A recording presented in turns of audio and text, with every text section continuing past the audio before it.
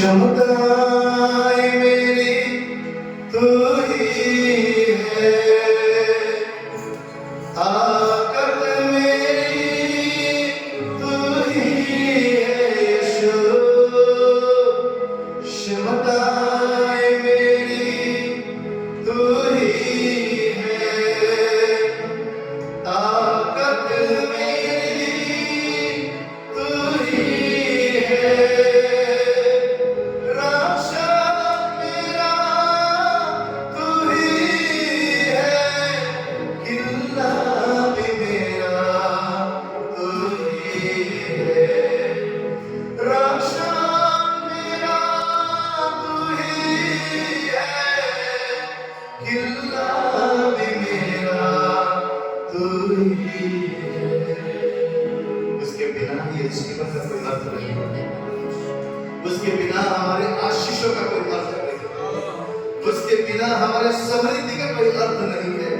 वो उस खुदा से कहेंगे, प्रभु तेरे बिना मैं अधूरा हूँ, तेरे बिना मेरा दिन अधूरे है, तेरे बिना मेरे जीवन का हर हिस्सा अधूरा है। प्रभु मैं कहता हूँ तू आ, मैं तेरी महिमा करना चाहता हूँ, क्योंकि तू मेरा सामर्थ, तू मेरा बल, तू मेरा जीवन है, तू ही मेरा सब कुछ है।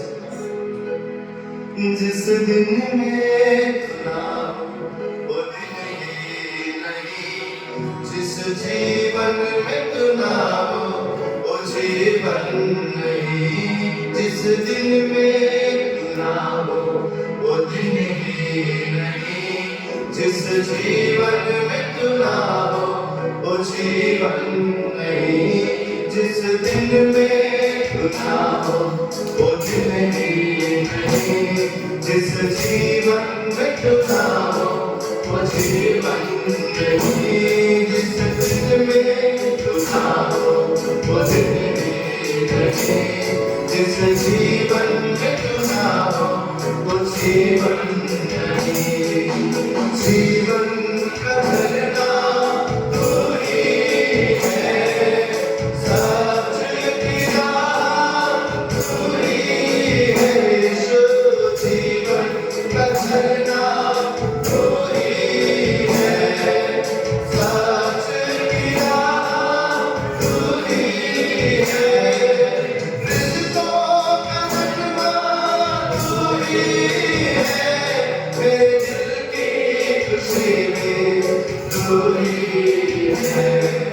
रिश्तों का मजमा तू ही है, मेरे दिल की खुशी में तू ही है। जिस दिन में तू ना हो, वो दिन ही नहीं। जिस जीवन में तू ना हो, वो जीवन सतर्क है। जिस दिन में तू ना हो, वो दिन ही नहीं। वो जीवन नहीं। जिस दिन में तू ना हो, वो दिन ही नहीं। जिस जीवन में तू ना हो, वो जीवन नहीं। क्षमताएं मेरी तू ही है, ताकत मेरी तू ही है। क्षमताएं मेरी तू ही है, ताकत मेरी तू ही है। रक्षा मेरा तू ही है, किल्ला भी मेरा तू ही है। रक्षा मेरा तू ही है, किल्ला भी मेरा तू ही है। जिस दिल में तू ना हो, वो दिन ही नहीं। जिस जीवन में तू ना हो, वो जीवन यीशु। जिस दिल में तू ना हो, वो दिन ही नहीं। जिस जीवन में तू ना हो, वो जीवन नहीं। जिस दिल में तू ना हो, वो दिन ही नहीं। जिस जीवन में तू ना हो, वो जीवन नहीं। 'तेरे बिना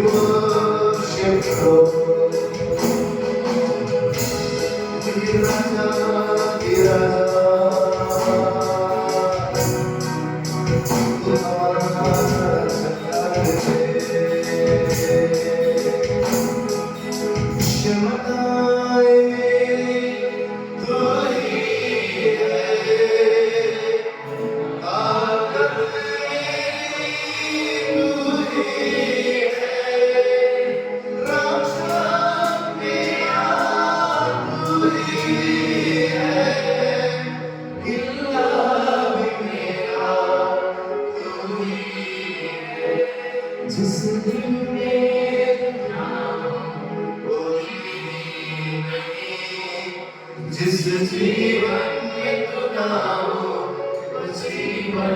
सब यीशु से कहे जिस दिल में टुकराऊं वो जिस जीवन में मिलाऊं वो जीवन नहीं। यीशु मसीह जोरदार हालेलुया। ये लाइन कहता है कि क्षमताएं मेरी तू ही है। इसका अर्थ ये है कि परमेश्वर का क्षमता जो है वो इतना ज्यादा है क्योंकि वो स्वयं सर्वशक्तिमान है। स्वयं वो बल है, स्वयं वो सामर्थ है। वो कहीं से सामर्थ ला के नहीं देगा, कहीं से बल को ला के नहीं देगा, परंतु वो कहता है मैं स्वयं बल हूँ, मैं स्वयं सामर्थ हूँ, मैं स्वयं बुद्धि हूँ, मैं स्वयं ज्ञान हूँ, मैं स्वयं जीवन हूँ। अगर वो परमेश्वर हमारे साथ है, वो परमेश्वर हमारे पास है, तो उसका क्षमता हमारे जीवन में आ जाता है। हालेलुया। बाइबल बोलता है कि हमारे निर्बलताओं में हमें बल देने वाला परमेश्वर है, उसके बल के द्वारा हम सब कुछ कर सकते हैं। कैसा बल जिसका कोई लिमिटेशन नहीं है, ऐसा बल, क्योंकि वो सामर्थ्यशाली परमेश्वर है। उसकी हम महिमा करते रहेंगे। और अगला गीत कहता है कि मैं गाऊं हालेलुया मेरे शत्रुओं के बीच में। विश्वासी के लिए बाइबल कहता है कि हमारा युद्ध शरीर और लोक के साथ नहीं है, परंतु उन आत्मिक शक्तियों के साथ में जो आकाश में है, जो इस पृथ्वी पर है, जो हमेशा हमें मसीह से दूर करना चाहता है। उस शैतान के शक्तियों के ऊपर परमेश्वर ने हमें सामर्थ्य दिया है, ताकि हम किसी दूसरे मनुष्य के साथ नहीं, परंतु उस दुष्ट शक्तियों के साथ में हम सामना कर सकते। और ये गीत क्या कहता है? अगर हम यहोशू के 6वां अध्याय 16वां वचन पढ़ते हैं, तो वहां पर हम लोग क्या देखते हैं कि तब 7वीं बार जब याजक नरसिंह फूंकते थे, तब यहोशू ने लोगों से कहा जय जयकार करो, क्योंकि यहोवा ने ये नगर तुम्हें दे दिया है। तब तक दे दिया था क्या? नहीं दिया था, परंतु यीशु ने क्या किया? जय जयकार करो, यहोवा ने दे दिया है। आपका जय जयकार आपके आने वाले विजय को आपके जीवन में जोड़ देता है। हालेलुया। जब वो दीवार के समान शत्रु हमारे जीवन में भी बाधाएं डालता है, विरोध डालता है, हमें आगे नहीं बढ़ने देता है, तो बाइबल बोलता है आराधना, आपकी ऊंची शोर, आपकी ऊंची आवाज उस दीवार को तोड़ देता है। और विश्व वचन में क्या लिखा है? तब लोगों ने जय जयकार किया, याजक ने नरसिंह फूंकते रहे, और जब लोगों ने नरसिंह का शब्द सुना तो फिर बड़ी ध्वनि से उन्हें जय जयकार किया। कैसा ध्वनि? बड़ी ध्वनि से जय जयकार किया। तब शहर पनाह नींव से गिर पड़ी। दीवार सिर्फ गिरा नहीं, लेकिन वो जड़ से ही उखड़ गया, गिर गया, और लोग अपने अपने सामने उस नगर में चढ़ गए और नगर के ऊपर विजय को हासिल किया, नगर को ले लिया। हालेलुया। कई बार हमें ये समझना है, सामर्थ परमेश्वर ने हमें दिया है, हमें आराधना करना है, हमें उसकी जय जयकार करना है, उस दीवार को तोड़ना है और शत्रु के ऊपर हमला करते हुए हमारे ब्लेसिंग्स को हमारे जीवन में फिर से हमें देना है। हालेलुया। बोलिए ये साल विजय का साल है, ये साल विजय का, शत्रु के ऊपर चढ़ाई करने का साल है, पाप के ऊपर यीशु के नाम से जय पाने का साल है। यीशु के नाम से जय पाने का साल। हालेलुया। दीवारें यीशु के नाम से टूटते हैं। ये वहां पर क्यों हुआ पता है? पहला चीज तो वहां पर इब्रानी की पुस्तक में बोलता है विश्वास के द्वारा हुआ, कि उन्होंने विश्वास कर लिया, यस अब हम जय जयकार करेंगे, दीवारें टूटेगा। और दूसरा चीज वहां पर अगर हम देखते हैं, ये जो दीवारें टूटा हुआ है वो आराधना में बंधन क्यों टूटता है? आराधना में बाइबल होता है स्वयं परमेश्वर विराजमान होता है, और जहां परमेश्वर होता है वहां बदरूही टिक नहीं सकता है। जो घर में परमेश्वर की हुजूरी है, गरीबी टिक नहीं सकता है, अशांति टिक नहीं सकता है, वो कोई भी बीमारी मरी आ नहीं सकता है, कंफ्यूजन नहीं आ सकता, क्योंकि हमारा परमेश्वर शांति का परमेश्वर। हालेलुया। हम इस विश्वास के साथ आज गाएंगे कि मेरा जीवन में तो शत्रु के गड़े टूटने जा रहे हैं, और उसके ऊपर मैं पांव धरकर विजय को घोषित करने जा रहा हूं। तो आइए हम ऊंची आवाज में उसकी महिमा करते हुए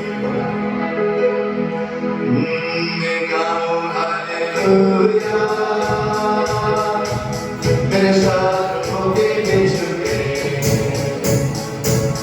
मैं गाऊं हालेलुया, और विश्वास के साथ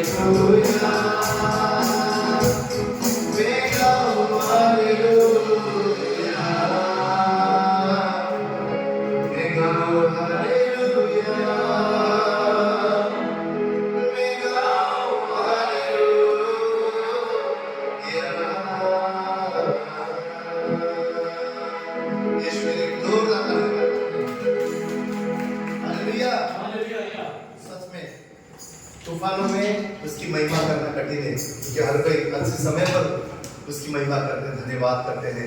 लेकिन वो विश्वासी उससे प्रेम करता है जो तूफानों में भी उस खुदा की महिमा करता है। वो धर्मी जन उसकी महिमा करते हैं, वो उसकी तारीफ कर पाते हैं, क्योंकि बाइबल में लिखा हुआ है जब अय्यूब के जीवन में सब कुछ चला गया तो भी उसने उसकी महिमा किया, तो भी उसकी प्रशंसा किया, तो भी उसकी तारीफ किया, तो भी कहा जो प्रभु ने दिया उस प्रभु ने ले लिया, उसकी महिमा हो, उसकी प्रशंसा हो, उसको धन्यवाद हो। ये वो कर सकता है जो परमेश्वर से सच में प्रेम करता है। और हम भी अगर तूफानों में भी, अगर हमारे विपरीत हालातों में भी उस परमेश्वर की महिमा करते हैं, निरंतर उसकी आराधना करते हैं, ये सोच के नहीं कि कुछ मुझे मिलेगा, परंतु ये सोच के कि वो योग्य है, वो योग्य है तारीफ की, वो योग्य है महिमा की, वो योग्य है प्रशंसा की, तो हम दिखाते हैं कि सत्य प्रभु मैं भी तुझसे प्रेम करता हूं। हालेलुया।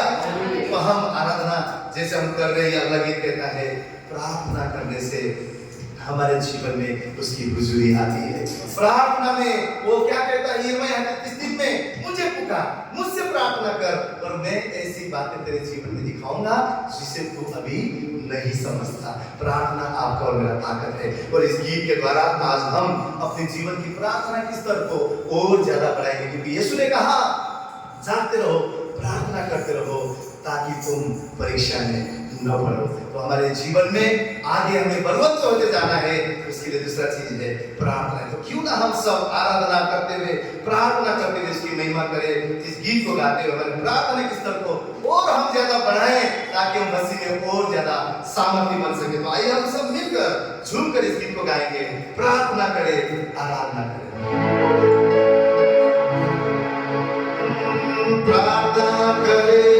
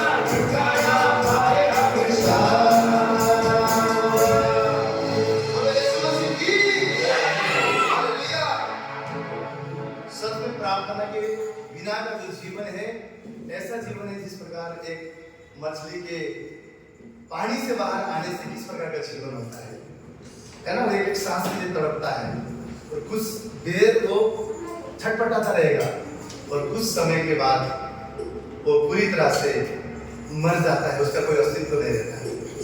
इसी प्रकार प्रार्थना के बिना का जीवन आत्मिक स्तर में, आत्मिक जीवन में उसी प्रकार के मछली के समान है जो बिना पानी का लाचार है। परंतु जब हम प्रार्थना में बने हुए रहते हैं तो उसके सामर्थ के द्वारा हम भरते हैं, उसकी इच्छा के द्वारा हम भरते हैं, उसकी मर्जी को हम जान पाते हैं, उसकी योजना को हम जान पाते हैं, उसने दिखाए हुए राह को हम देख पाते हैं और हम उस राह पर चलते हैं और दुष्ट शक्ति से, शैतान की ताकत से हम बचते हैं। क्योंकि प्रार्थना हमें बलवंत बनाता है, प्रार्थना हमें सामर्थ बनाता है। अगर हम सामर्थ्यहीन हो जाएंगे तो कभी भी हमारे ऊपर अटैक करेगा, कभी भी हमको फाड़ खाएगा। क्योंकि बाइबल बोलता है पाप द्वार पर ही खड़ा है, देख रहा है किसको फाड़ खाए। शैतान बाइबल बोलता है उनके सिंह के समान मुंह खोल के देख रहा है किसको फाड़ खाए। परंतु जो व्यक्ति प्रार्थना के महत्व को समझता है, जो व्यक्ति निरंतर प्रार्थना में है, वो परमेश्वर के सामने से भरा हुआ है, परमेश्वर की हुजूरी से भरा हुआ है, परमेश्वर के अभिषेक से भरा हुआ है, परमेश्वर के मसा से भरा हुआ है, परमेश्वर का अनुग्रह उस पर है और कभी भी शैतान उस पर छू भी नहीं सकता है। इसलिए अय्यूब के पास जाने से पहले शैतान को परमेश्वर के पास जाना पड़ा और परमेश्वर देना पड़ा और कहना पड़ा तूने इसे सब कुछ दिया है ना, इसलिए मेरी महिमा कर रहा है। सब कुछ निकाल के देख। परमेश्वर को पता था ये मेरा विश्वास योग्य बच्चा है, सब कुछ निकाल के दूंगा तो भी वो मेरा इनकार नहीं करेगा। क्यों ऐसा हुआ? क्योंकि हमेशा वो परमेश्वर के भय मानने वाला, हमेशा परमेश्वर से प्रार्थना करने वाला। बाइबल बोलता है वो धर्मी था, वो धर्मी था। धर्मी कौन है? जो उसके राज्य की खोज करते हैं, जो उसके आज्ञाओं को मानते हैं, जो दिन रात उस पर मनन लगाते हैं, उससे प्रार्थना करते हैं। हालेलुया। वो हम इस गीत के द्वारा ना सिर्फ हमने गाया है, लेकिन हमारे जीवन में प्रार्थना के स्तर पर बढ़ नहीं पाए, प्रार्थना के महत्व को हम समझ नहीं पाए, ताकि हम बिना ताकत के मसीह नहीं परंतु सामर्थ से भरे हुए मसीह बन जाए, ताकि जब शैतान दूर से भी हमें देखे तो भागना पड़े, क्योंकि मसीह का सामर्थ आप लोग मेरे जीवन में रहे। हालेलुया। आइए हम सब मिलकर उस खुदा की महिमा करें, उसे कहें प्रभु मुझे तेरी तलाश है, मैं तुझे ढूंढता हूँ, मेरे हृदय तेरे लिए प्यासा है, क्योंकि मैं जानता हूँ प्रभु तू मेरा वजूद है, तू मेरा सब कुछ है। तो आइए हम सब मिलकर उसकी महिमा करें।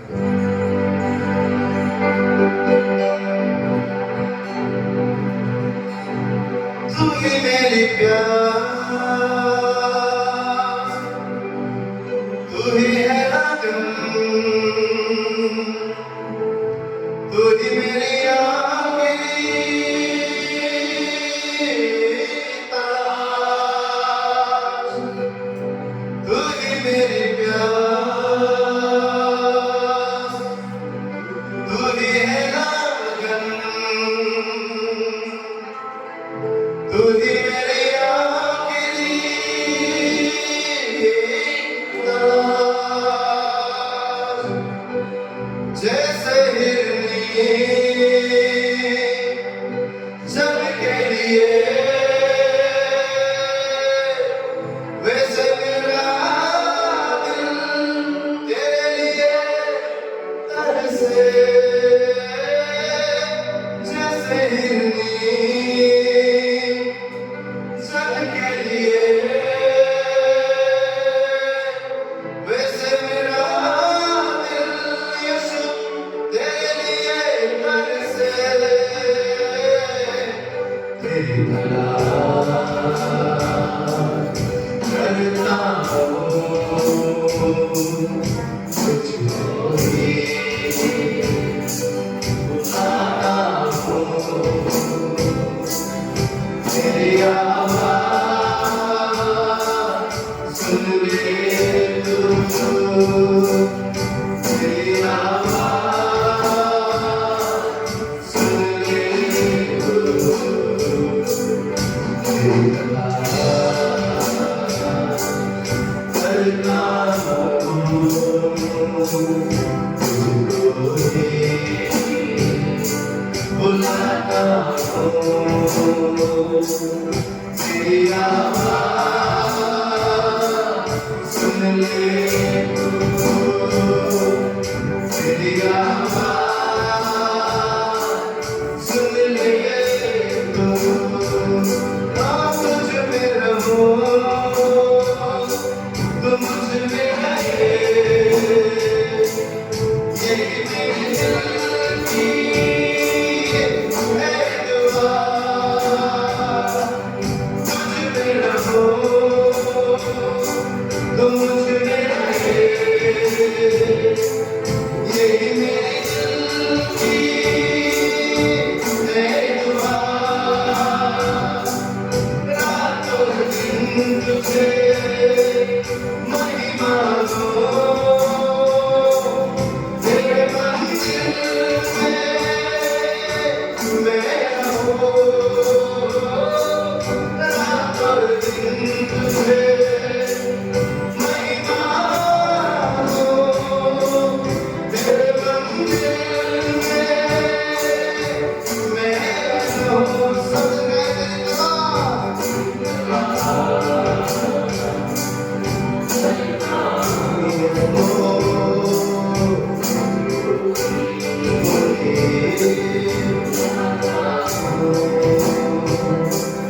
तेरी आवाज़ सुन ले तू तेरी आवाज़ सब कहते तुझे ओ कोई मेरी प्यार कोई कोई मेरी आखिरी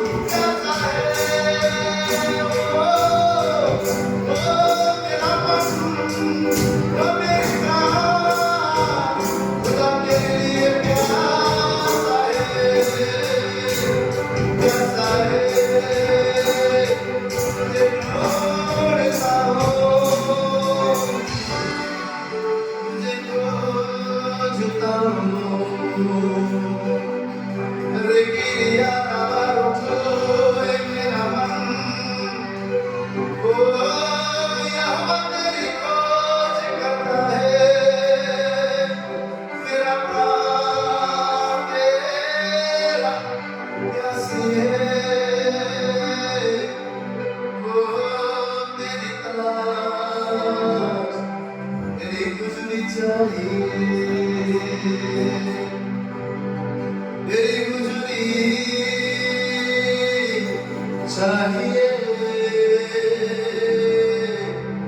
तेरी हुजूरी चाहिए आइए प्रभु तेरी हुजूरी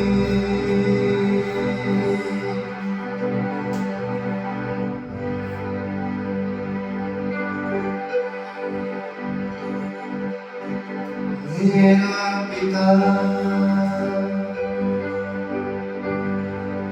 कामिल खुदा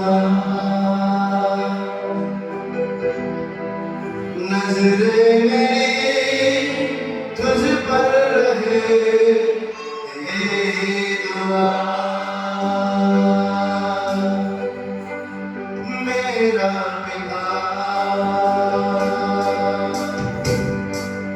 कामिल खुदा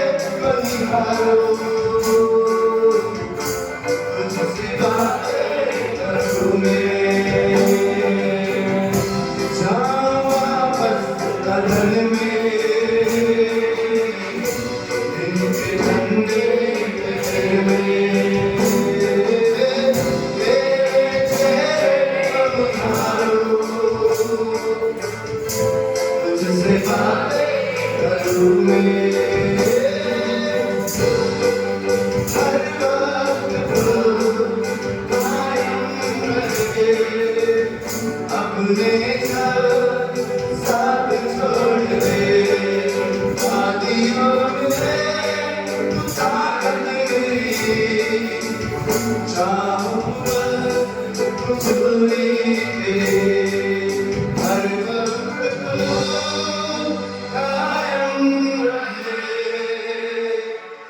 अपने साथ छोड़ दे वादियों में तू ताकत मेरी छाँव बस हुजूरी तेरी मेरा पिता एक कामिल खुदा नज़रे मेरी तुझ पर रहे यही दुआ हर वक्त तू कायम रहे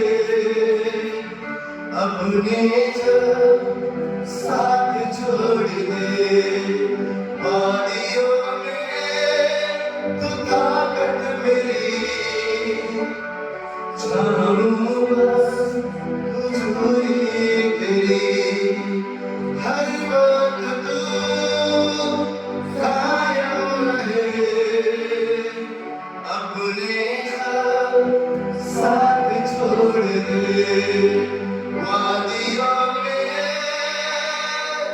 तू ताकत मेरी छाऊं बस हुजूरी तेरी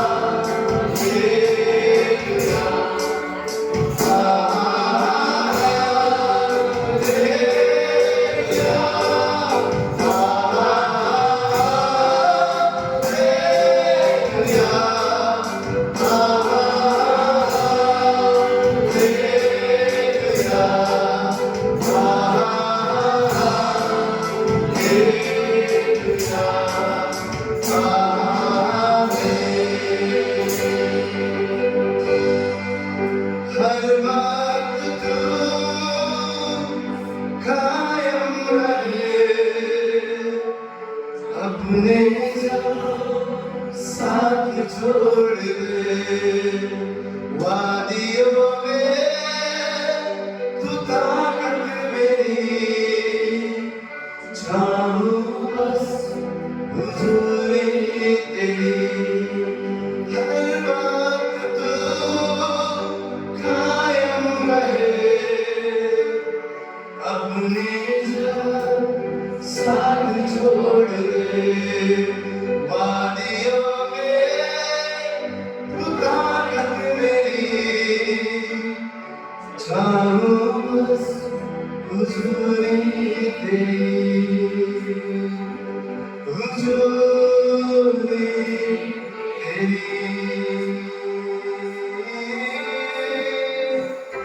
जाओ वापस बदन में दिन के ठंडे पल में तेरे चेहरे को निहारो तुझसे बातें करूं मैं जाओ वापस बदन में दिन के ठंडे पल में तेरे चेहरे को निहारो तुझसे बातें करूं हर बात तू कायम रहे अपने जब साथ छोड़ दे वादियों में उतार मेरी जाओ बस हुजूरी तेरी हुजूरी तेरी हुजूरी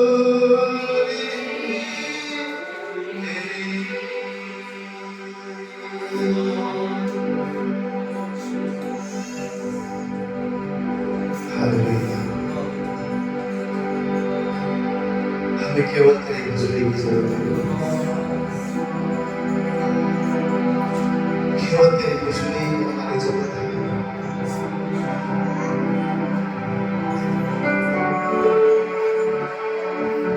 हमारे मनों को हम तेरी ओर फिरा दे, हमारे मन को हम तेरी ओर फिरा दे।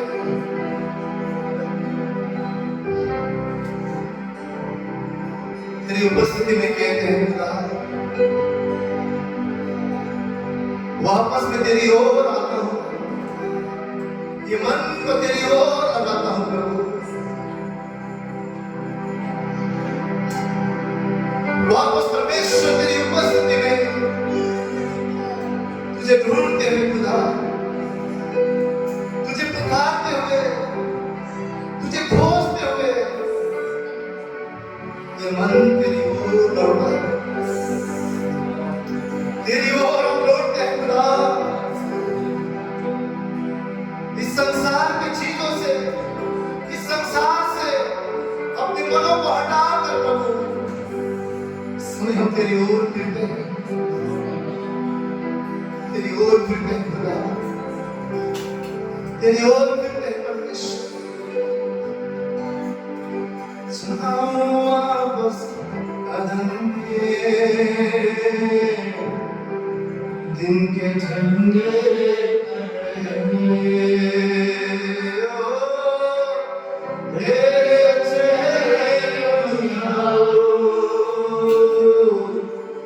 तुझसे बातें करूं मैं, केवल तू, केवल मैं, केवल तू, केवल मैं, कोई और बीच में नहीं प्रभु, केवल तू, केवल मैं। तेरा सुनता हूं खुदा, तू बात करता रहे, तेरा सुनते रहे। हर एक कदम तू मेरे संग, ये तेरा वचन वादियों में यीशु तू ताकत मेरी, छाँव हुजूरी तेरी, छाँव वापस कदम में दिन के ठंडे में।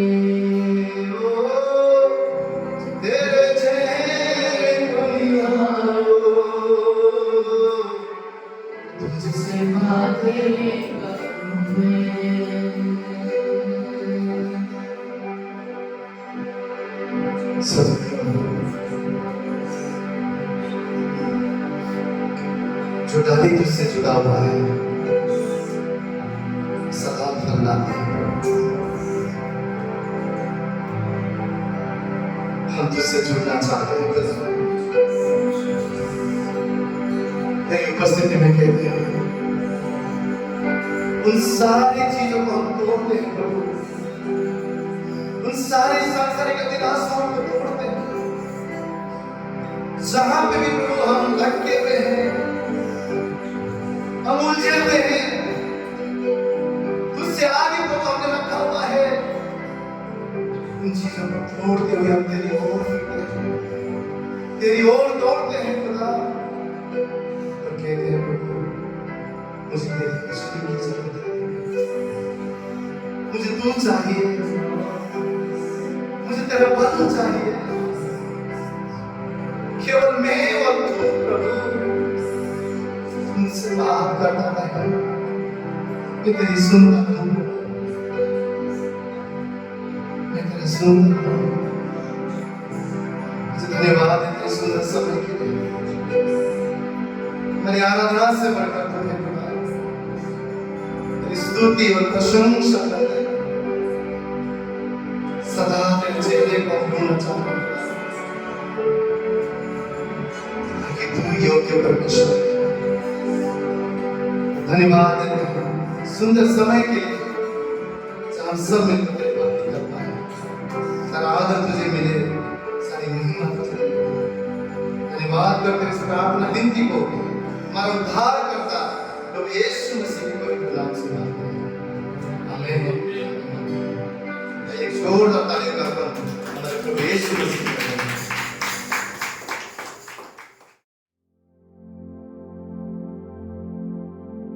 हम सब 26 जनवरी मना रहे हैं। इस दिन 15 अगस्त को आजाद हुआ, पर 26 जनवरी को कॉन्स्टिट्यूशन हम पर लागू हुआ। वो कॉन्स्टिट्यूशन जिनको पता है ना, उनको पता है कि उनके क्या राइट्स हैं, कि कैसे वो इस संसार में, इस इंडिया में का रहना है, तो उनके राइट्स उनको मालूम है। जो ये कॉन्स्टिट्यूशन जानता है, जो संविधान को जानता है कि हमारा हक है, हम अपनी जिंदगी अपने तरीके से जी सकते हैं, अपने विश्वास पर चल सकते हैं, जो इस संविधान को जानता है। और हमारे जीवन में परमेश्वर कहते हैं ये जो है ना, ये एक मसीह के जीवन का ये संपूर्ण ये कॉन्स्टिट्यूशन है। सब कुछ इसमें लिखा है, हमारे हर सवाल का जवाब है। जो इसे जानता है वो मसीह की ताकत को जानता है, वो मसीह की सामर्थ को जानता है, क्योंकि इसमें परमेश्वर की सामर्थ छुपी है। कितने विश्वास करते हैं कि इस परमेश्वर के वचन में परमेश्वर की सामर्थ है। ये सिर्फ आपको नॉलेज देने के लिए परमेश्वर का वचन नहीं है, या आपको इंफॉर्मेशन देने के लिए वचन नहीं है। ये वचन जो है ये परमेश्वर की सामर्थ है। आज हम परमेश्वर के वचन से सीखेंगे कि कैसे ये सामर्थ हमारे जीवन में काम कर सकती है, और कैसे इस सामर्थ के द्वारा, मालूम है ये जो वचन है ना, इसके अंदर इनबिल्ट सामर्थ है, इनहेरिटेंस कहते हैं ना, इसके अंदर एक काबिलियत है, क्योंकि इसमें परमेश्वर की सामर्थ, परमेश्वर की ताकत, परमेश्वर खुद मौजूद है। इसलिए इस वचन के अंदर परमेश्वर की काबिलियत है, और जो इस वचन को अपने जीवन में ग्रहण करता है वो काबिलियत वहां काम करना शुरू करता है। मरकुस की पुस्तक सब खोलेंगे हम आज, और उसका 12वां अध्याय और उसका 24वां वचन। यहां पर यीशु मसीह कह रहे हैं,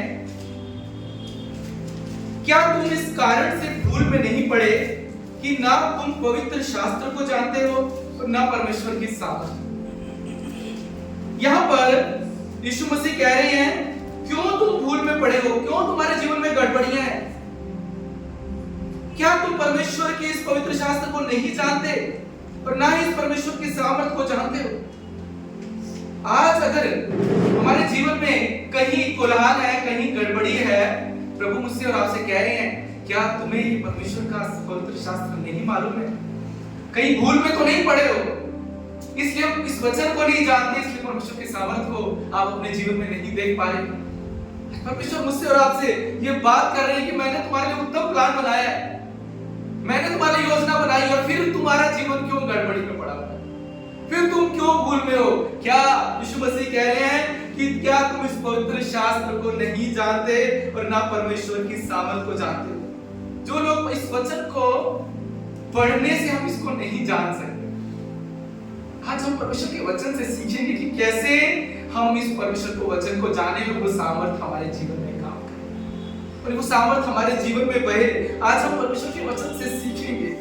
आज बहुत से लोग संसार में गलतियां कर रहे हैं, वो परमेश्वर की सामर्थ को तो चाहते हैं पर इस वचन को लेना नहीं चाहते। ये काम करेगा अगर हम परमेश्वर की सामर्थ हमें अपने जीवन में चाहिए पर इस वचन को हम अपने जीवन में ग्रहण नहीं कर रहे हैं, तो कैसे सामर्थ करेगी काम? ये हो नहीं सकता, क्योंकि परमेश्वर अपने उसूलों का परमेश्वर है, वो उसूलों से बाहर नहीं जाएगा। अगर ये सामर्थ आप चाहते हो अपने जीवन में काम करे, आप सामर्थ लेने कहीं भागते हो और इस वचन को अपने जीवन में नहीं ले रहे, आप अपने तरीके से जीवन जी रहे हो, ये सामर्थ काम करेगी? दिखाएगी। परमेश्वर कह रहे हैं आज यीशु मसीह, तुम इस कारण भूल में पड़े हो, इसलिए तुम्हारा जीवन गड़बड़ी में है, इसलिए तुम कई बार परेशान हो जाते हो क्योंकि तुम अपने तरीके से जी रहे हो। परमेश्वर कह रहे हैं, मैंने ये सामर्थ्य वचन तुम्हें दिए हैं, ये मैंने तुम्हें दिए हैं और इस पर तुम्हें चलना है। और कैसे हम चलेंगे? सबसे पहले इस वचन को हमें आदर करना सीखेंगे, इस इस वचन को हमें ग्रहण करना सीखना है, इस वचन को अपने अंदर लेना सीखना है और इस वचन पर चलना सीखना है। अगर हम सिर्फ पढ़ते हैं तो क्या परमेश्वर की सामर्थ हमारे जीवन में काम करे?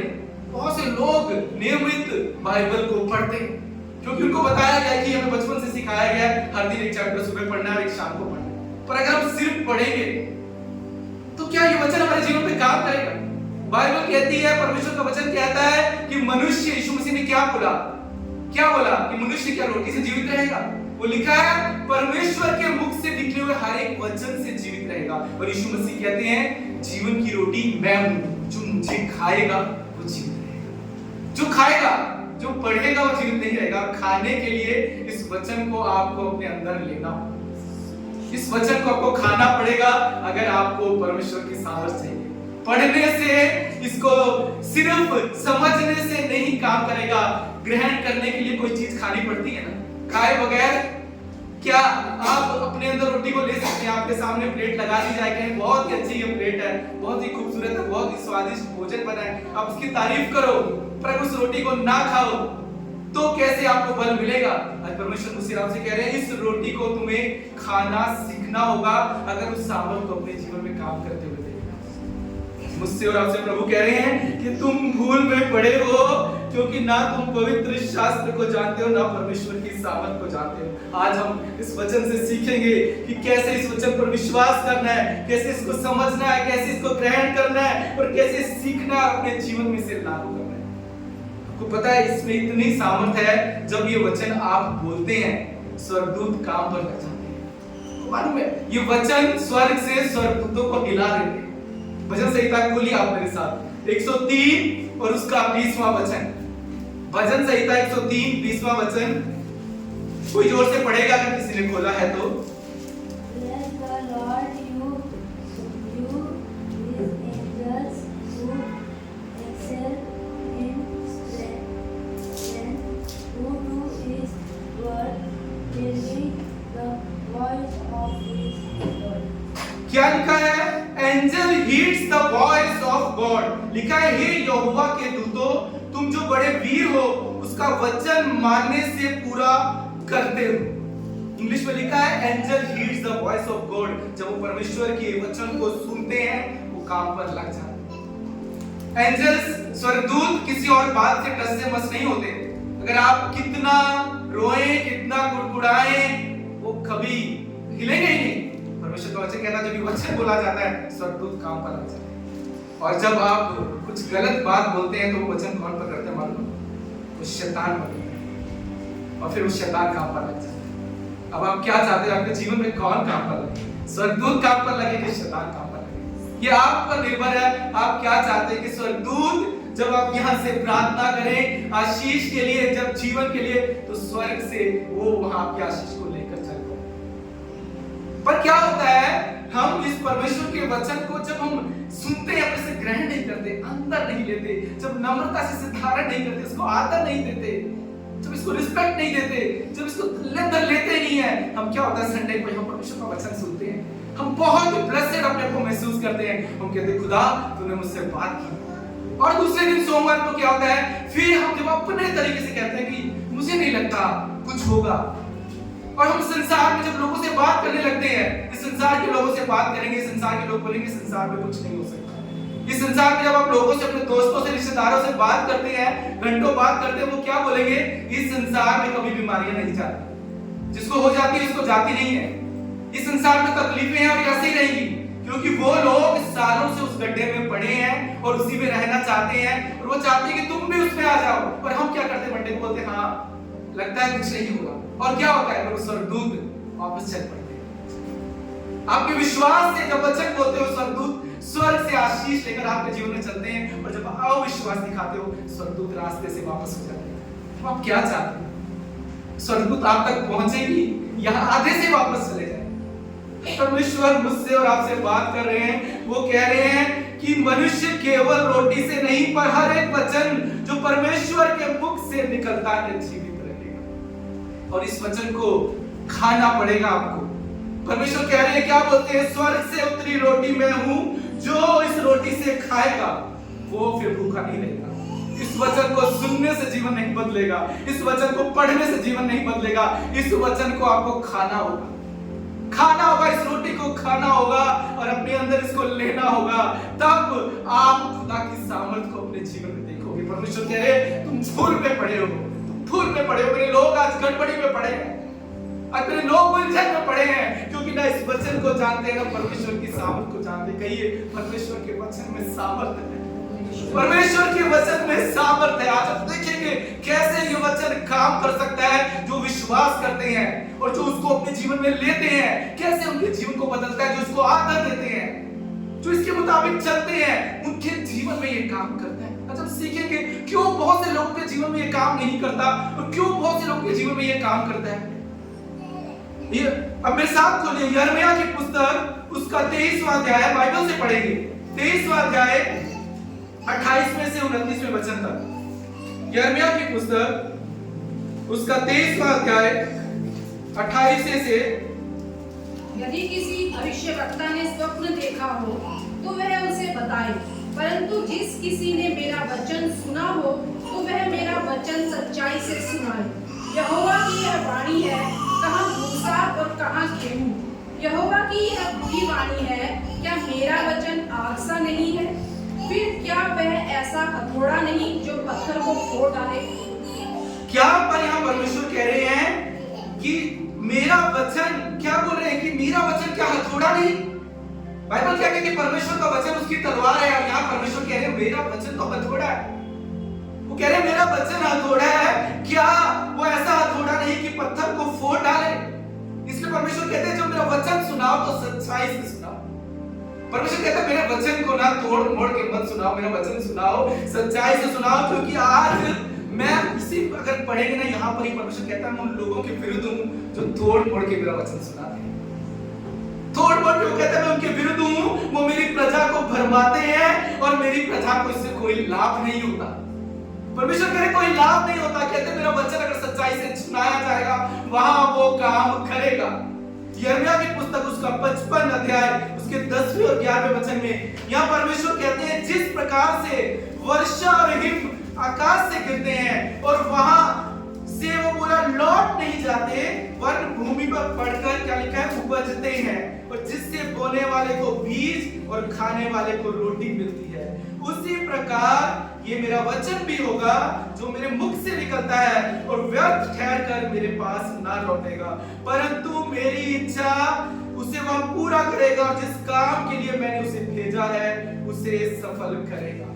परमेश्वर कह रहे जो मेरे मुंह से निकला वचन है वो सफल होगा। परमेश्वर कहते हैं ऐसा हो नहीं सकता कि बारिश हो और परमेश्वर कहता है कि वहां पर खाने वाले को रोटी ना मिले। परमेश्वर कह रहे ऐसा हो ही नहीं सकता। अगर बारिश हो रही है और आप भीग नहीं रहे हो तो बारिश के साथ प्रॉब्लम है क्या? बारिश की कोई दिक्कत नहीं, दिक्कत आपके साथ है क्योंकि आप भीगना नहीं चाहते, आप इस मन में उस बारिश को आने देना नहीं चाहते। परमेश्वर कह रहे हैं मेरी बारिश में कोई तकलीफ नहीं, मेरे वचन में सामर्थ्य है, पर तुम क्या करते हो? इस वचन में से टुकड़े अपने जीवन के लिए लेते हो। एक टुकड़ा आप परमेश्वर का वचन वहां से निकाल कर अपने जीवन के लिए घोषित करते हो। बाइबल कहती है वो कभी काम नहीं करेगा। परमेश्वर कहता है वो मेरी प्रजा के जीवन में कभी लाभ लाएगा नहीं। बहुत से लोग जब मुश्किलों में पड़ जाते हैं कई बार ऐसे करते हैं, ऐसे खोलते हैं अरे परमेश्वर ने मुझसे बात की। परमेश्वर ऐसे बात नहीं करता, ये झूठ है, ये धोखा। मैं आपसे कह रहा हूं इसमें मत फंसिए। आपको तकलीफ आई, आपने वचन खोला, बोला परमेश्वर मुझसे बात की, ये वचन नहीं है। ऐसे परमेश्वर बात नहीं करता।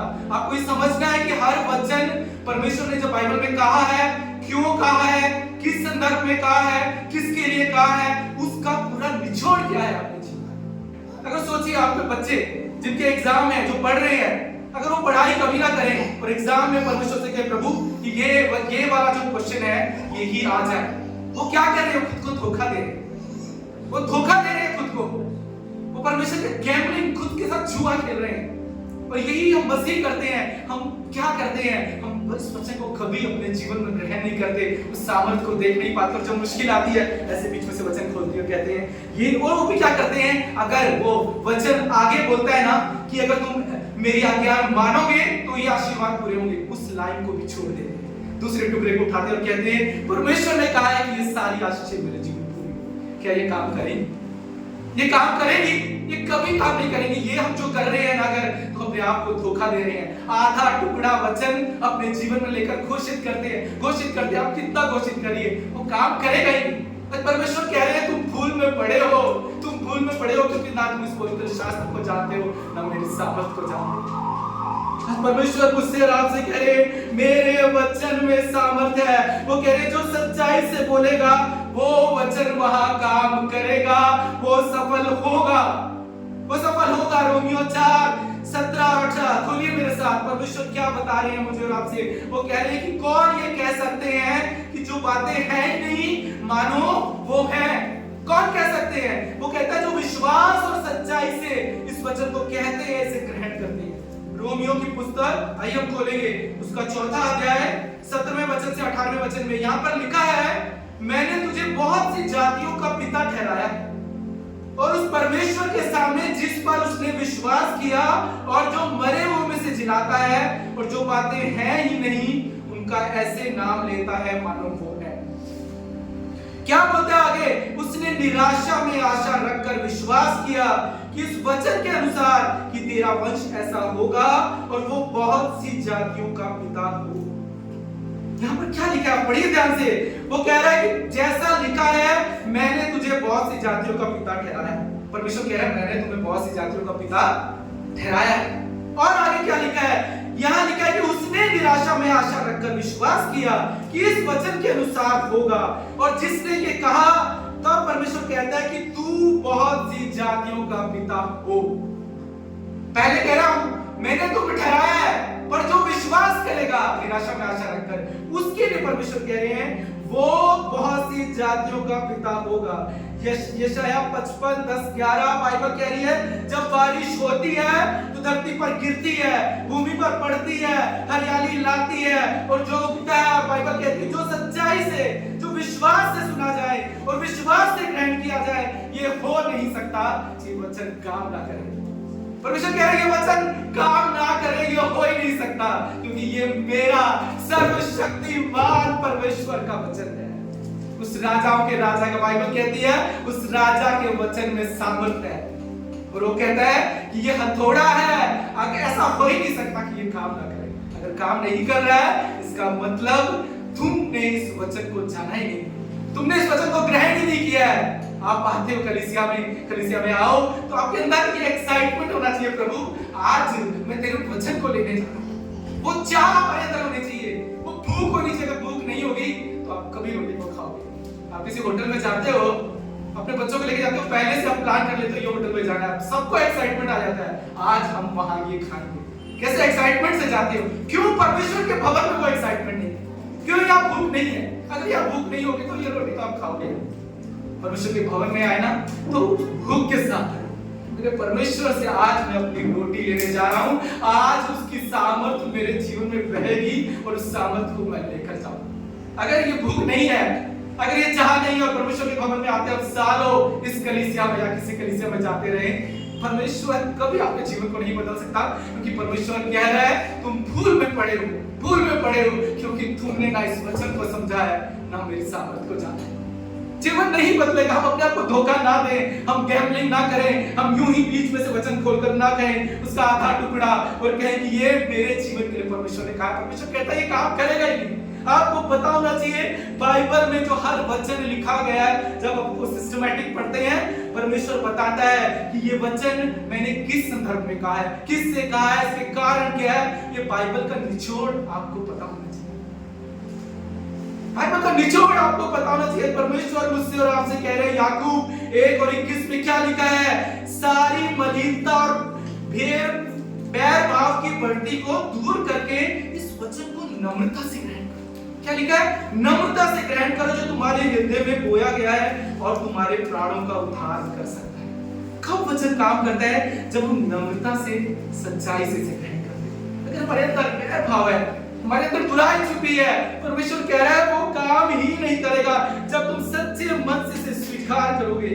पर प्रॉब्लम आज परमेश्वर मुझसे आपसे कह रहे हैं मेरे वचन में नहीं है, तुम्हारे मन में है। इस वचन में कोई दिक्कत नहीं है, कोई प्रॉब्लम नहीं है। परमेश्वर कहते हैं ये वचन जहां बोला जाएगा वहां जीवन बदलेगा।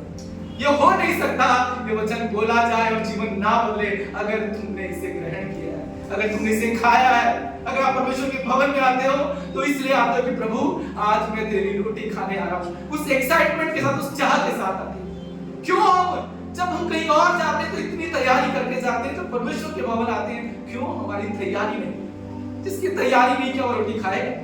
होटल में आप कितनी तैयारी करके जाते हो, सब प्लान करके जाते हो, मेनू सेट करते हो, क्यों परमेश्वर के भवन में जब आप आते हो तो वो भूख के साथ नहीं आते। खुदा आज मैं तेरे भवन में जा रहा हूं, मैं जल्दी उठूंगा, मैं तैयार होऊंगा, मुझे तेरे भवन में जाना है क्योंकि मुझे पता है मैं और जो कुछ करूं उससे मैं जीवित नहीं रहूंगा, मैं इस वचन से जीवित रहूंगा क्योंकि ये जीवन की रोटी है, ये मुझे सामर्थ्य देगा, ये मेरे जीने का कारण होगा। परमेश्वर आज मुझसे और आपसे कह रहे हैं तुम किसी और चीज से जीवित नहीं रहोगे, सिर्फ इस वचन से जीवित रहोगे। अगर तुम इस पर विश्वास करोगे, अगर इसे तुम स्वीकार करना सीख गए, अगर इसे धारण करना सीख गए और इसे इसके अनुसार अगर तुम चलते। 4 बातें मैं आपके सामने रखूंगा, अगर ये 4 बातें अगर आप अपने जीवन में लेकर चलते, आप लिख सकते हैं। मैं आपसे कहता हूं आप अपने जीवन में ये साल, हर साल आप अपने जीवन को बदलता हुआ देखेंगे अगर आप इस रोटी को खाना सीख गए, अगर आप इस रोटी को खाना सीख गए, उस भूख के साथ परमेश्वर के भवन में आते हो, उस चाह के साथ आते हो कि मुझे यहाँ से परमेश्वर आज मैं रोटी खा के जाऊंगा, आज मैं तेरी सामर्थ से भर कर जाऊं, कुछ भी हो जाए, कुछ भी हो जाए। अपने काम के लिए भागते हैं, सातों दिन भागते हैं, हमारे पास इतने सारे काम अगर एक्स्ट्रा भी मिले ना, मेहनत करने के लिए पैसा आया तो भागते हैं। पर क्यों परमेश्वर की जहां से सामर्थ मिलती है यहाँ हमारे अंदर एक्साइटमेंट नहीं है? क्यों अब चाह नहीं है? अगर चाह नहीं है तो क्या भूख मिटेगी? आप मुझे बताइए, अगर आप जिसको भूख लगी है वही रोटी खाएगा? अगर भूख नहीं है तो कैसे आप रोटी खाओगे? आप नहीं खाओगे, आप आओगे, आप पढ़ोगे, आप तारीफ करोगे, आप गीत गाओगे और आप चले जाओगे सोमवार को और मंगलवार को, फिर ट्यूसडे को जैसे ही कोई दूसरे लोग गलत बात बोलेंगे, कोई बुरी बात बोलेंगे, अरे ऐसा हुआ, अरे वैसा हुआ, तो आप कहेंगे हाँ इस संसार में ऐसा ही होता है, इस संसार तो बुराई से भरा है, हम तो सालों से लड़ाइयां देखते आ रहे हैं। क्यों? क्योंकि आपने उन बातों को पकड़ लिया और ये वचन वहां काम नहीं कर रहा है। वो शैतान ने उस बात को पकड़ लिया और स्वर्गदूत वहीं से वापस से पढ़ते कहते अरे ये तो संडे को कहता है तो हम स्वर्ग से चला देता है, पर ये मंडे और ट्यूसडे को तो ये अपनी मर्जी करता है, परंतु तुमको वापस आना पड़ता है। परमेश्वर मुझसे आपसे कहते हैं कि क्या तुम चाहते हो मैंने जो स्वर्गदूत तुम्हारे आशीषों के लिए रखे हैं तुम्हारे समय पर तुम्हारे जीवन में पहुंचने पाए। परमेश्वर चाहता समय पर तुम्हारे जीवन में आशीष को आए, मत जब आशीष आ रही हो कहिए मुझे नहीं चाहिए, मैं दूसरी बात पे विश्वास करूंगा, मुझे नहीं चाहिए, जो संसार करता है मैं करूंगा, वो आशीष चली जाएगी और उस आशीष के लिए आपको तड़पना पड़ेगा, कई साल इंतजार करना पड़ेगा और फिर वो आशीष आपके जीवन में आएगी। क्यों हम ये करें? क्यों आज भूख नहीं है? खुदा से कहें प्रभु मुझे दे, जब वो रोटी दे तो ऐसे उसको ले ले, ऐसे ले ले और अपने अंदर उसको ले ले और खाए। खुदा से कहें प्रभु मैं इसे खाऊंगा, इससे मैं तृप्त होऊंगा क्योंकि ये मेरे जीने का कारण होगी। मैं आपसे कहता हूं ये हो नहीं सकता, ये हो नहीं सकता कि इस वचन को आप ले रहे हैं और आपका जीवन नहीं बदल रहा, और अगर नहीं बदल रहा है तो इसका मतलब है आप वचन को अंदर नहीं ले रहे। आप सुन रहे हैं, आप तारीफ कर रहे हैं पर इसको खा नहीं रहे हैं। परमेश्वर का वचन भजन संहिता 107:20 में कहता है वह अपने वचन के द्वारा उनको चंगा करता है, जिस गड्ढे में वो पड़े हैं उनको निकालता है। क्या करता है परमेश्वर का वचन? जिस गड्ढे में हम पड़े हैं वहां से हमें निकालता है। जो परमेश्वर के वचन को ग्रहण करते हैं ये हो नहीं सकता कि वो उस गड्ढे में पड़े, ये नहीं हो सकता। अगर आप अभी तक अगर आपके जीवन में बहुत जगह गड्ढे में पड़े हैं इसका मतलब है ये वचन आप नहीं ग्रहण कर रहे, इस वचन को ले नहीं रहे हैं। आप आ रहे हैं, सालों से आ रहे हैं पर आप इसको ले नहीं रहे हैं। परमेश्वर कह रहे हैं मनुष्य रोटी से नहीं पर मेरे वचन से जीवित रहेगा। सिर्फ वचन को पढ़ने वाला नहीं, पढ़ने वाला नहीं, वो कह रहे हैं जो इसे सुनेगा, इसे ग्रहण करेगा, इसका आदर करेगा और इसको खाएगा। कितने इसे ग्रहण करने के लिए तैयार है? किसी से खाना चाहते हैं कि प्रभु से कहे प्रभु मेरी भूख बढ़ा, मेरी भूख बढ़ा। अपनी रोटी के लिए आप टाइम मेहनत करते हैं, लेडीज और जेंट्स सुबह से रात तक मेहनत करते हैं और वो खोजे बनाते हैं, हर दिन ये काम करते हो, पर खुदा कह रहा है वो रोटी तुम्हें जीवन नहीं देगी, ये रोटी तुम्हें जीवन देगी। तो वो कहता है जीवन की रोटी मैं हूं, जो मुझे खाएगा वो तृप्त होगा। कितने खाने को तैयार? कितने? अगर कहता हूं परमेश्वर के भवन में आए ना तो एक दिन पहले खुदा से कहे प्रभु मेरी भूख बढ़ा, मेरी चाह बढ़ा और मैं तेरे भवन में आऊं तो मुझे आज तृप्त करना। इसलिए आइए परमेश्वर के भवन में, क्यों लोग कभी आते हैं, कभी 3 वीक 4 वीक नहीं आते। मैं किसी को कुछ नहीं कह रहा, मैं ये कलीसिया की बात भी नहीं कर रहा हूँ। 20 साल से 300 लोग जहाँ पे थे, मैं उस कलीसिया में भी आकर उनके प्रचार करता था, पर मैंने देखा लोग 1 वीक आते हैं, 2 वीक 3 वीक नहीं आते, उनको कुछ फर्क नहीं पड़ता। वो नहीं समझ पाते कि यहाँ जीवन है, यहाँ जीवन है। जिस जीवन के लिए वो बाहर भटक रहे हैं, वो जीवन वहाँ है ही नहीं। वो फंस जाएंगे, वो गड़बड़ी में पड़ जाएंगे। परमेश्वर कह रहे हैं मेरे लोग भूल में पड़े हैं, क्योंकि वो बात को समझ ही नहीं रहे हैं, गड़बड़ी में पड़े हैं। सभा उपदेशक 8:4 में यहाँ पर क्या परमेश्वर कह रहे हैं, अगर इस वचन का तुम आदर करोगे, आप बड़ी बड़ी बातें अपने जीवन में, कितने लोग बड़ी बातें अपने जीवन में लिखना चाहते हैं, तो आपको इस वचन का आदर करना सीखना होगा। कोई दूसरा चारा नहीं, मैं आपको बता रहा हूँ, कोई दूसरा रास्ता नहीं है। आपको इस वचन का आदर करना है अगर आप अपने जीवन में बड़ी बातें देखना चाहते हैं। सब उपदेशक उसका 8वां अध्याय उसका 4वां वचन यहाँ लिखा है, क्योंकि राजा के वचन में तो सामर्थ रहती है, और कौन उसे कह सकता है कि तू क्या करता है। उस खुदा के वचन में राजा किसके बारे में बोला गया है, परमेश्वर के प्रभु के बारे में। यहाँ पर लिखा है राजा के वचन में सामर्थ रहती है, और तू उसे कैसे कह सकता है, तू किसको देना चाहता है। जब परमेश्वर आपको आशीष देना चाहे तो कोई रोक नहीं सकता, कोई नहीं रोक सकता। मैं आपसे कह रहा हूं, दुनिया आपके विरुद्ध खड़ी हो जाए, अगर परमेश्वर आपको आशीष देना चाहे कोई रोक नहीं सकता, क्योंकि यहाँ वचन कह रहा है उसके वचन में सामर्थ है, उसके वचन में जीवन है, उसके वचन में हमारे लिए सब कुछ उसने रखा है।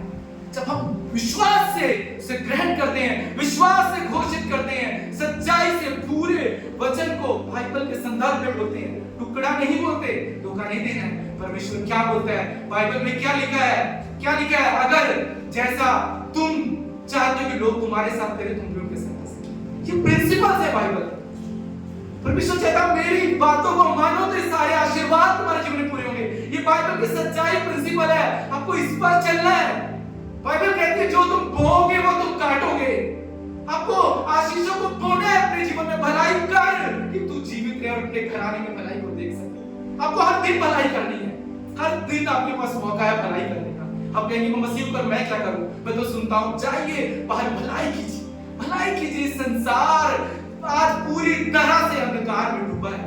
जो इंसान मिले अपनी गवाही बताइए उसको बताइए कि मेरे खुदा ने मेरे जीवन को बचाया है। प्रार्थना करके, हर एक को नहीं बताना है कि आप बाहर खाओ, हर एक को नहीं। जहां आत्मा आपकी अगुवाई करता है वहां आपको बोलना है, जहां पवित्र आत्मा से मांगना है कि प्रभु मैं कहां बोलूं। ऐसे नहीं कि एक गाल पे मारा चाटा तो दूसरा गाल भी देना है, ये परमेश्वर नहीं कहता। इस वचन को ऐसे अपने जीवन में मत लीजिए कि परमेश्वर का एक थप्पड़ मारा दूसरा गाल भी कर दो। अगर आपके साथ किसी ने बुराई की है, आपके किसी ने बहुत बुरा किया है, आपने उसको माफ कर दिया, और फिर क्या अगली बार आप उसको फिर दोबारा माफ करेंगे? बाइबल क्या बोलती है, माफ करना है ना, बोलिए भाई, इतने सीरियस मत होइए, माफ करना है, पर कब, जब वो पश्चाताप करके आपके पास वापस, नहीं तो आपको आगे बढ़ जाना है। अगर वो दूसरी बार भी पश्चाताप नहीं है उसके अंदर, बाइबल में यीशु मसीह ने क्या बोला उस पापी स्त्री को, कि उसको एक बार भी उसके पापों के लिए परमेश्वर ने उंगली नहीं उठाई, जज नहीं किया, पर खुदा ने कहा मैं तुझे माफ करता हूं, पर फिर पाप मत करना। आप उन लोगों को अपने जीवन में अगर बार बार आने देंगे जिन्होंने पहले चोट पहुंचाई है, पहले नुकसान पहुंचाया है, पहले विद्रोही रहे, फिर वो विद्रोह करते हैं, और फिर अगर आप उनको पश्चाताप नहीं है, माफ करते, आप फंस जाएंगे। आपको अपने परिवार को बचाना है, अपनी आशीषों को संभालना है, और उन लोगों से दायरे बना के रखने हैं, दायरों में रखना है जो जिन्होंने पहले आपको नुकसान पहुंचाए। प्रार्थना कीजिए कि वो लोग आपके जीवन में जुड़े जो आपके लिए आशीष होने वाले हैं। मैं आपसे विनती करता हूं, हर दिन प्रार्थना कीजिए कि सही लोग आपके जीवन में जुड़ने पाए, और गलत लोग आपके जीवन से हटने पाए, उनको अपने साथ मत जोड़िए। वो सालों से उस गड्ढे में रहते हैं और वो वहां से बाहर नहीं निकले, वो निकलना नहीं चाहते, और अगर आप उनके साथ दोस्ती बनाए रखेंगे, मैं आपसे कहता हूं एक दिन उस गड्ढे में आपको ले जाएंगे, वो ले जाएंगे। आप केयरफुल रहिए। आज परमेश्वर, मैं कल जब बैठा था मैंने कहा परमेश्वर तेरे लोगों को पता हो कि आशीष है, फिर क्यों आशीष तक नहीं पहुंचते। परमेश्वर कह रहा है वो भूल में पड़े हैं, वो ना वचन को समझते हैं ना इसकी सामर्थ को समझते हैं। 4 बातें मैं आपके सामने रखूंगा, 4 पॉइंट से आप लिख सकते हैं, लिख लीजिए। अगर बाइबल में कहीं भी 4 छोटे-छोटे पॉइंट्स हैं, अगर आप चाहते हैं कि परमेश्वर की सामर्थ आपके जीवन में काम करने वाली। पहली बात, आपको 4 बातें कि इस वचन को आपको समझना सीखना होगा। सिर्फ सुनने के लिए मत आइए, आपको समझना है कि ये वचन क्या कहता है। दूसरी बात, इस वचन को आपको आदर से और नम्रता से ग्रहण करना सीखना। तीसरी बात, इस वचन पर विश्वास करना सीखना होगा। और चौथी बात, इस वचन के प्रति हमेशा आज्ञाकारी बनकर चलना। 4 बातें, अगर ये 4 बातें आपके जीवन में है, बहुत से लोगों के जीवन में एक बात होती है, वो क्या करते हैं, वचन को समझते हैं पर ग्रहण नहीं करते। कुछ लोग ग्रहण करते हैं पर उस पर विश्वास नहीं करते। कुछ लोग विश्वास करते हैं, तीनों चीजें हैं, पर उसके मुताबिक जीते नहीं। इसलिए ये परमेश्वर की आशीष उन तक नहीं पहुंचती। अच्छा, इन 4 बातों को अच्छा हम देखेंगे शॉर्ट में कि कैसे ये हमारे जीवन में अगर हम इसे लेकर चलेंगे। मैं आपसे कहता हूँ, आने वाली आपकी जिंदगी इतनी खूबसूरत होगी। आप यहाँ रहें, आप विदेश में रहे, आप कहीं रहे, खुदा आपको ऊंचाई पर लेकर जाएगा, ऊंचाई पर लेकर जाएगा और कोई आपको रोक नहीं पाएगा। आपके हालात नहीं, आपकी परिस्थितियां नहीं, आपके दोस्त नहीं, आपके रिश्तेदार नहीं, समाज नहीं, ये संसार नहीं, आपके दुश्मन नहीं, कोई नहीं। क्योंकि परमेश्वर कहता है, जहां मेरा वचन है वहां सामर्थ है और वहां शत्रु विफल होगा। हो सकता है आपके जीवन में आप मुश्किल परिस्थितियां हो, वो परिस्थितियों में सामर्थ है। मैं आपसे कहता हूं, बीमारियां आती हैं, उनमें सामर्थ है। लोग जादू टोना करते हैं, उसमें भी सामर्थ है। हर पाप में सामर्थ है, पर परमेश्वर का वचन कहता है कि इस परमेश्वर के वचन में हर सामर्थ से बड़ी सामर्थ है जो शत्रु की हर सामर्थ को मिटा देती है। ये हमें समझना है। हर बीमारी में सामर्थ है। जो लोग जादू टोना करते हैं उसमें सामर्थ है, पाप में सामर्थ है, बुराई में सामर्थ है, पर परमेश्वर कहता है मेरे वचन में वो सामर्थ है जो इन सब बड़ी बातें, इनसे सबसे बड़ी है, और मैं शत्रु की सारी सामर्थ को तुम्हारे जीवन से मिटा दूंगा अगर तुमने इस अपने जीवन में नहीं। जब तुम समझ पाए कि मेरे खुदा की सामर्थ मेरे जीवन में, परमेश्वर के भवन में आए ना, जब आराधना हो, खुदा से कहे, प्रभु इस सामर्थ से मुझे भर दे, मैं भर कर खाना चाहता हूँ। जो वचन आने वाला हो, खुदा से कहे, प्रभु आज मैं भूखा हूँ, मुझे रोटी दे, मैं खाऊंगा। रोटी को सिर्फ देखिए मत, सुनिए मत, इसको खाइए, इसको ग्रहण कीजिए, इसे ले लीजिए। कैसे लेके, जब आदर से, नम्रता से इसे ग्रहण करेंगे कि ये परमेश्वर का जन, परमेश्वर का वचन बोल रहा है। बाइबल कहती है विश्वास करने वालों के लिए। बाइबल में क्या लिखा है आपको मालूम है? 1 थिस्सलुनीयों में लिखा हुआ है, आइए आप मेरे साथ खोलिए, 1 थिस्सलुनीयों 2:13। यहाँ पर लिखा है परमेश्वर का वचन, इसका दूसरा हिस्सा में लिखा है कि तुम विश्वासियों में, आप मत खोलिए, आप सुनिए, तुम विश्वासियों में जो विश्वास करते हैं प्रभावशील। तुम विश्वासियों में जो विश्वास करते हैं उनके जीवन में ये वचन काम करता है। कहाँ काम करता है? जो विश्वास करते हैं, जिनमें वचन की भूख है, जिनमें वचन का आदर है, जो वचन को इसलिए लेते हैं कि मैं इसके मुताबिक चलूंगा। बाइबल कहती है, वो फिलिपियों 4:10 में लिखा है, यदि हम उसे विश्वास से ग्रहण करते हैं तो वो कहता है मेरा परमेश्वर अपने उस धन के अनुसार जो महिमा सहित मसीह यीशु में तुम्हारी हर एक घटी को पूरा करेगा। वो पूरा करेगा जब तुम इसे विश्वास से लोगे, जब इसे आदर से ग्रहण करोगे और आप कहोगे खुदा मेरे जीवन में कोई घटी नहीं है। जब आप कहोगे तू मेरी घटी में मेरा परमेश्वर है, स्वर्गदूत वहां से आशीष लेकर चल पड़े।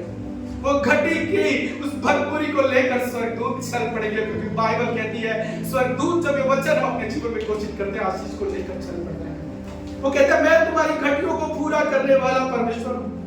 आज मैं आपसे कहता हूं, इस कलीसिया में आए, परमेश्वर के चरणों में हर रोज जब बैठे, खुदा जब बात करेगा उस पर उसको समझे खुदा क्या बोल रहे हैं, उसको अपने जीवन में ग्रहण करें, उसे नम्रता से उसे लागू करें और उसके मुताबिक चले। मैं आपसे कहता हूं, आप अपने जीवन में खुदा की भलाई को ही देखें, कोई रोक नहीं पाएगा। परमेश्वर कह रहा है तुम भलाई को देखोगे क्योंकि मैं तुम्हें आशीष देने के लिए आया हूं, मैं तुम्हारे जीवन को बदलने के लिए आया हूं, मैं तुम्हें नया बनाने के लिए आया हूं। और परमेश्वर मुझसे आपसे 4 बातें बोल रहे हैं। इन चारों बातों को अपने ध्यान से 15 मिनट का टाइम होगा, पर मैं आपसे चाहता हूं कि हम इन बातों को समझें आज अपने जीवन में, क्योंकि मैं भी नहीं चाहता और परमेश्वर भी नहीं चाहता कि हम यूं ही जिंदगी बिताएं। परमेश्वर नहीं चाहता कि हम घटे में जिंदगी बिताएं। परमेश्वर नहीं चाहता कि मेरे बच्चे गड्ढे में वहीं पड़े रहे। वो कह रहा है मैं गड्ढे से निकालने वाला परमेश्वर, मैं घटियों को भरपूरी में देने वाला परमेश्वर, मैं तुम्हें बदलना चाहता हूं मेरे बच्चों, पर तुम इस मेरी सामर्थ को जानो।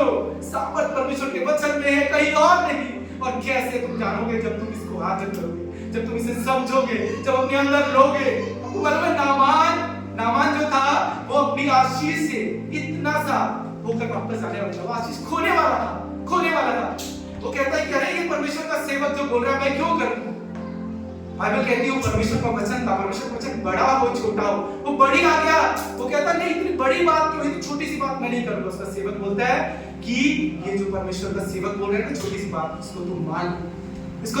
बाइबल कहती है यहाँ पर लिखा है, आइए आप हमारे साथ, आप मेरे साथ सुन सकते हैं अगर आप नहीं खोलते हैं, 2 राजा उसका 5वां अध्याय। यहाँ पर लिखा है वो सेवक कहता है हे हमारे पिता, ये भविष्यवक्ता भारी काम की आज्ञा नहीं दे रहा है, तू स्नान कर और शुद्ध हो जा। आज परमेश्वर मुझसे आपसे कह रहा है मन बदल और नया बन जा। यहाँ जो ये बात बोली गई है इस राजा के बारे में, इस नामान के बारे में जो इतना बड़ा मंत्री था, बाइबल कहती है उसे बोला स्नान कर और शुद्ध हो जा। बाइबल कहती है उसने जब परमेश्वर की भक्त की बात मानकर 7 बार डुबकी लगाई तो उसका गोड़ भरा शरीर छोटे लड़के से हो गया, वह शुद्ध हो गया। क्या यरदन के पानी में चमत्कार था? क्या यरदन के पानी में चमत्कार था? उस आज्ञाकारिता में जो उसने निभाई, जो परमेश्वर के जन ने कहा उसने वो माना, उसे स्वीकार किया। उस यरदन में 1 डुबकी लगाई कुछ नहीं हुआ, दूसरी डुबकी लगाई कुछ नहीं हुआ, तीसरी लगाई कुछ नहीं हुआ, चौथी, 5वीं, छठी में भी वो इनकार कर सकता था, पर उसने उस परमेश्वर के सेवक की बात को मानकर 7वीं डुबकी लगाई और बाइबल कहती है उसका शरीर शुद्ध हो गया। आज परमेश्वर कह रहा है मेरी बात मानकर चलोगे तुम बदल जाओगे। आज परमेश्वर मुझसे और आपसे यहाँ कह रहा है उसको बोला स्नान कर और शुद्ध हो जा। मुझे कह रहा है बात मान और बदल जा। बात मान मेरे बच्चे और बदल जा। बात मान मेरे बच्चे, मैं तुम्हारे जीवन में भला ही चाहता हूँ। मैं नहीं चाहता कि तुम वो जिंदगी जियो, वो ही गड्ढे में रहो। परमेश्वर कह रहे तुम क्यों गड़बड़ी में पड़े हो, क्यों आज भी, क्योंकि तुम भरमाए जा रहे हो। छोटे छोटे टुकड़े लेकर बाइबल के अपने जीवन में घोषित करेंगे, ये बाइबल के विपरीत है, ये काम नहीं करेगा। अगर बाइबल का एक वचन कहता है मेरी आज्ञा को मान, मुझे अपने सुख का मूल जान, तो मैं तेरी मनोरथों को पूरा करूंगा। आप कहते हो परमेश्वर मेरी मनोरथों को पूरा करेगा, पर अगर आपके सुख का मूल नहीं है तो क्या ये वचन काम करेगा? ये नहीं करेगा। ये धोखा देते हैं हम ऐसे टुकड़े में। मैंने देखा है आधे टुकड़े के वचन लोग घरों में लगाते हैं और पहली आज्ञा नहीं मानते। जहां आज्ञा का पालन है वहां आशीष। आज्ञा पालन है, हर जगह परमेश्वर ने कहा मेरी सुनो तो आशीष पाओगे, इस पर चलो तो आशीष पाओगे, जीवन बदलो तो आशीष पाओगे। आज परमेश्वर मुझसे और आपसे कह रहा है जीवन बदलो क्योंकि मैं तुम्हें जीवन देने आया हूं। 1 कुरिन्थियन 1 आखिरी वचन पढ़ेंगे। क्रूस की कथा नाश होने वालों के लिए मूर्खता है, पर उद्धार पाने वालों के लिए परमेश्वर की सामर्थ। परमेश्वर की सामर्थ कह रहा है, हर सामर्थ से बड़ी सामर्थ आपके पास है जिन्होंने इस क्रूस के वचन पर विश्वास किया है। परमेश्वर कह रहे हैं इसको जब आए इसको समझना सीखो, इसे ग्रहण करना सीखो, इसे अपने अंदर लेना सीखो, इस पर विश्वास करना सीखो। बाइबल कहती है जो विश्वास से वचन बोला जाता है वहां वो काम करता है और उसके अनुसार चलो। हो नामान एक अविश्वासी, एक साधारण विश्वासी लड़की ने कहा जा वहां पर तू, वो गया। बाइबल कहती है परमेश्वर के चलने का डुबकी लगा, उसने मानी। आपका आज मैं आपसे कहता हूं अगर आपके आशीष और चमत्कार कहीं छुपे हैं ना तो वो आज्ञाकारिता के अंदर छुपे हैं। आज भी अगर आपको दिखाई नहीं दे रहे आपके चमत्कार तो आप आज्ञा पालन मानना सीखिए, चमत्कार आपके पीछे चलना शुरू हो जाए।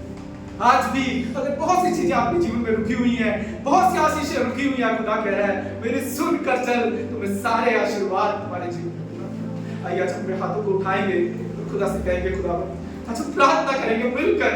आइए अपने हाथों को आप उठाइए। परमेश्वर मुझे आपको आशीष देना चाहता है। परमेश्वर कहता है कि जब मैं देना चाहूं तो कौन रोक सकता है। परमेश्वर कहता है कि राजा के वचन में सामर्थ है, राजा के वचन में सामर्थ है। जब वो देना चाहे तो कौन रोक सकता है? कौन रोक सकता है? कौन रोक सकता है? परमेश्वर कह रहे हैं मेरे बच्चों मेरे पास आओ। तुम भूल में पड़े हो क्योंकि तुम ना इस वचन को समझते हो ना मेरी सामर्थ को जानते हो। परमेश्वर अपनी सामर्थ मुझे आपको देना चाहते हैं। अरे खुदा से कहे प्रभु मैं तुझे जानना चाहता हूँ, प्रभु मैं तुझे जानना चाहता हूँ, मैं तेरे वचन से प्रेम करना चाहता हूँ। प्रभु खुदा से कही आसमान से कि खुदा मैं तेरे वचन को समझना चाहता हूँ,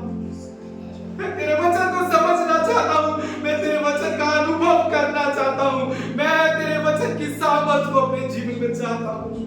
आज खुदा से कहे प्रभु कि तेरी सामर्थ मुझे बदले, तेरी सामर्थ मुझे बदले, मुझे चंगा करे, मुझे छुटकारा दे।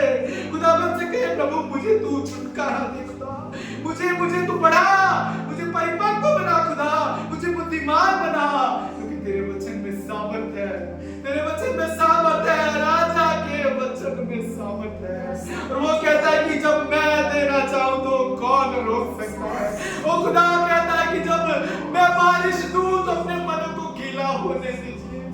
आज अपने मनों को खोलिए, खुदा कह रहा है मैं बारिश देना चाहता हूँ, आज गीला होने दीजिए। खुदा कहता है हो नहीं सकता, अगर तुम गीले हो जाओ तो तुम्हारे ऊपर फसल ना उगे।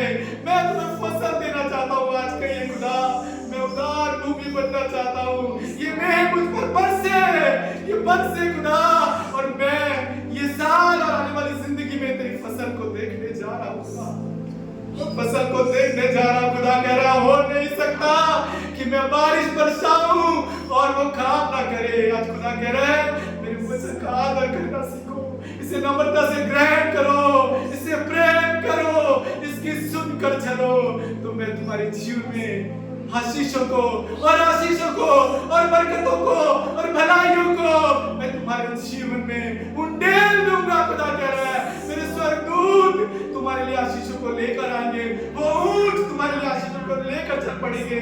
खुदा कह रहा है निरंतर हर दिन खुदा से कहे मुझ पर मेरी बरसात हुआ, हर दिन कहे, सिर्फ संडे को नहीं, मंडे को, ट्यूसडे को, वेडनेसडे को, थर्सडे को, फ्राइडे को, सैटरडे को।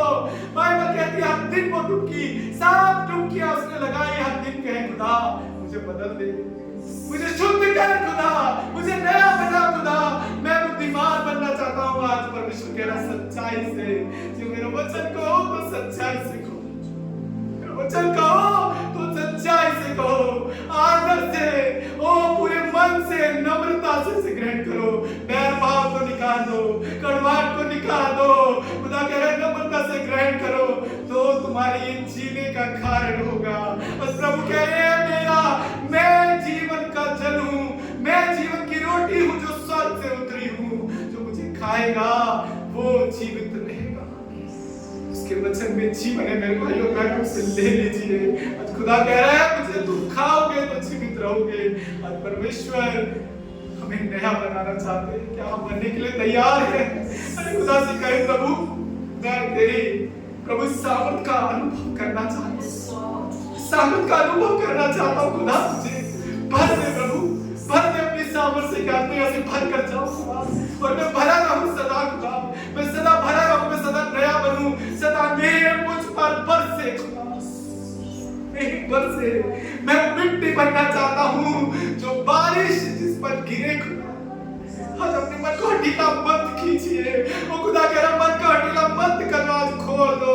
मैं बारिश बरसाने वाला परमेश्वर हूँ, मैं नया बनाने वाला परमेश्वर हूँ।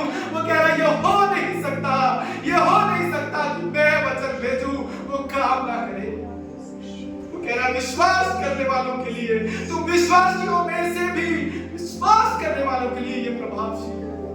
आइए वचन पर विश्वास करने वाले बने, वचन को समझने वाले, उस पर चलने वाले, उसका आदर करने वाले, उसका प्रेम करने वाले, उसके आज्ञाकारी होकर चले, ताकि खुदा की 100% आशीषों को अपने जीवन में हम देखने पाए। 100% आज पूरे मन से कहें प्रभु मैं इस जीवन का अनुभव करना चाहता हूँ, इस जीवन का अनुभव करना चाहता हूँ, इस जीवन का अनुभव करना चाहता हूँ। अपने जिंदा खुदा के लिए हम जोरदार तालियां बजाएंगे।